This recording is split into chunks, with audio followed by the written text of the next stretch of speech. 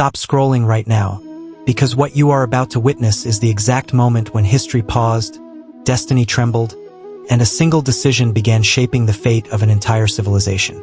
Imagine standing on the battlefield of Kurukshetra. The air is heavy with dust. Conch shells have just echoed across the plains. Thousands of warriors, armored and resolute, wait for the signal to begin the greatest war ever fought.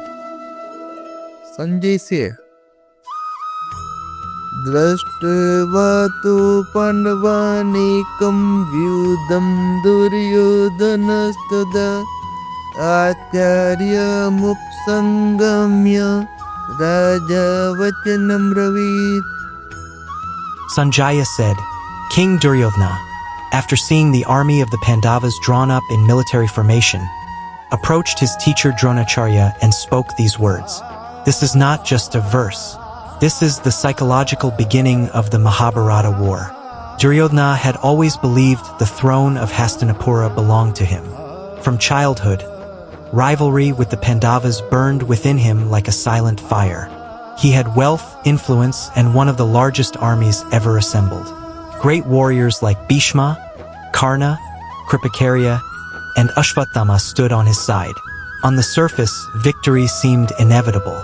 But that morning on the battlefield of Kurukshetra, something unexpected happened. When Duryodhana lifted his eyes and saw the Pandava army arranged in a perfect strategic formation, his confidence shook. This was not a weak, scattered force. It was disciplined, organized, fearless. The formation had been carefully designed by Drishtadyumna, the son of King Drupada, who was born with one divine purpose: to defeat Dronacharya, Duryodhana's own teacher. Imagine the emotional impact of that realization. Here stands Duryodhana, a king surrounded by power, yet internally unsettled. Why would a powerful ruler feel disturbed before the war even begins? Because deep down, he understands that strength is not measured only by numbers. The Pandavas were fighting for Dharma, righteousness, and righteousness carries a power far beyond weapons. Instead of addressing his entire army, Duryodhana walks directly toward Dronacharya. That walk itself is symbolic. The battlefield roars with anticipation. Elephants stomp. Soldiers grip their weapons. Dust rises into the golden sunrise. Yet amidst this chaos, Duryodhana's footsteps toward his guru carry hidden tension. Outwardly, he appears composed. Inwardly, he seeks reassurance. His words to Drona are strategic.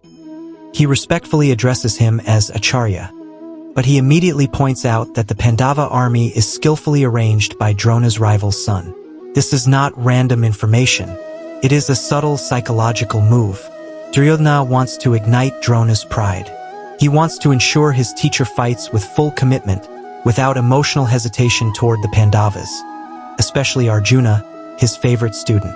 This moment reveals Duryodhana's character completely. Intelligent, politically sharp, observant, but driven by insecurity and fear of losing control. And here lies the deeper lesson. The war has not yet started. No arrows have been released. No blood has been spilled. Yet the true battle inside the mind has already begun. The Bhagavad Gita does not begin with violence. It begins with psychology, with observation, with emotion. Duryodhana's reaction reflects a universal human truth. When we see someone organized, prepared, and aligned with purpose, it can unsettle us. Instead of strengthening our own resolve silently, we may seek validation or try to influence others. Duryodhana's approach to Drona mirrors this very human tendency. Across the battlefield stands Arjuna, guided by Lord Krishna. Unlike Duryodhana, Arjuna's coming crisis will not be about insecurity. It will be about morality. He will question the purpose of war, the meaning of duty, and the value of life itself. And from that emotional collapse will emerge the eternal wisdom of the Bhagavad Gita. But everything begins here. Visualize the scene once more. Two sides of one family facing each other. Grandfathers, teachers, cousins, childhood friends, now standing as enemies. The rising sun witnesses a moment that will echo through thousands of years of human history. Duryodhana's glance at the Pandava army represents more than strategy. It represents the fear that arises when ego confronts truth. His confidence was built on power and possession. But when faced with unity and righteousness, cracks began to form. This verse teaches us that the greatest battles are fought within. Before external conflict appears, internal conflict takes root. Doubt, pride, fear, manipulation. These emotions shape destiny long before action does. Ask yourself, in your own life, when you see someone disciplined and focused, do you feel inspired or threatened? Do you strengthen your own character, or do you seek reassurance from others?